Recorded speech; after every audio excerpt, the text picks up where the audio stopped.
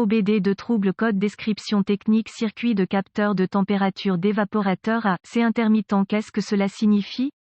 Il s'agit d'un code de diagnostic générique (DTC) et s'applique aux véhicules OBDII. Cela peut inclure, mais sans s'y limiter, les véhicules de Ford, Chevrolet, Dodge, Ram, etc. Bien que génériques, les étapes de réparation exactes peuvent varier selon l'année, la marque, le modèle et la configuration du groupe motopropulseur. Essentiellement, l'évaporateur de climatisation fonctionne dans le sens opposé comme un condenseur. Le condenseur convertit le gaz en fluide et l'évaporateur convertit le fluide en gaz tout en absorbant la chaleur de l'air du ventilateur qui le traverse au cours du processus. Son but est d'éliminer la chaleur de l'air à l'intérieur de l'habitacle, réduisant ainsi la température à l'intérieur de la voiture. La fonctionnalité du capteur de température de l'évaporateur AC est cruciale pour le bon fonctionnement de votre système HVAC, chauffage, ventilation et climatisation. L'ECM, Engine Control Module, utilise les valeurs électriques de ce capteur pour ajuster la température à l'intérieur en fonction de vos besoins, en coordination avec votre évaporateur. Parmi les autres composants AC, l'ECM active P0539 et les codes associés P0535, P0536, P0537 et P0538. Lorsqu'il détecte une condition extérieure à la plage électrique souhaitée dans le capteur de température de l'évaporateur AC ou ses circuits, cela pourrait également être un problème mécanique ou électrique. Gardez toujours à l'esprit l'environnement du capteur. Tout capteur d'ailleurs, il pourrait être soumis à un environnement posé avec des problèmes uniques. P0539 circuit intermittent du circuit du capteur de température de l'évaporateur de climatisation est défini lorsque le CM détecte un dysfonctionnement intermittent au sein du capteur de température de l'évaporateur de climatisation ou de ses circuits. Photo d'un style de capteur de température d'évaporateur. Quelle est la gravité de ce DTC?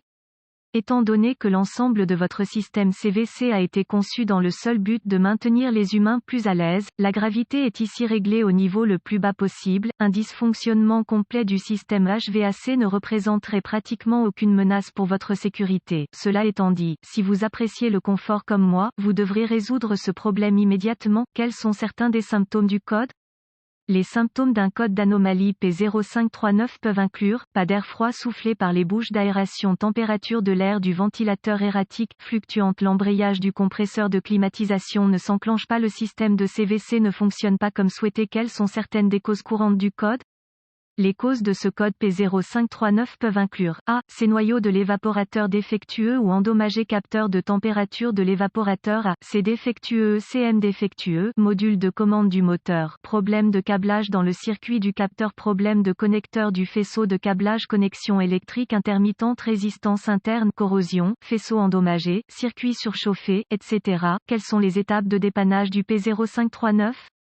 Assurez-vous de vérifier les bulletins de service technique (BST) pour votre véhicule. L'accès à un correctif connu peut vous faire économiser temps et argent lors du diagnostic. Étape de base N°1 localiser et inspecter visuellement le capteur de température de l'évaporateur de climatisation. De manière générale, le cœur de l'évaporateur est situé à l'intérieur de la boîte à air HVAC, chauffage, ventilation et climatisation. Le capteur de température de l'évaporateur de climatisation est généralement monté sur l'évaporateur lui-même ou très près de celui-ci. Vous pourrez peut-être y accéder en regardant sous le tableau de bord assez facilement. Il est également possible que vous deviez retirer de nombreux panneaux en plastique ou la radio. Référez-vous donc toujours à votre manuel d'entretien pour l'emplacement spécifique. Gardez un œil sur tout signe de surchauffe ou de corrosion sur le capteur lui-même. Cela peut indiquer votre problème. S'il s'avère défectueux, remplacez le capteur. Conseil: assurez-vous que votre intérieur est à une température raisonnable. Commencez à faire levier sur du plastique froid et il se cassera, alors soyez prudent. Étape de base N°2 tester le capteur de température. La plupart du temps, ces capteurs sont des capteurs de type résistance. En d'autres termes, la résistance à l'intérieur du capteur change en relation directe avec la température. Comprendre comment cela fonctionne vous donne probablement une idée de la façon de diagnostiquer le capteur lui-même.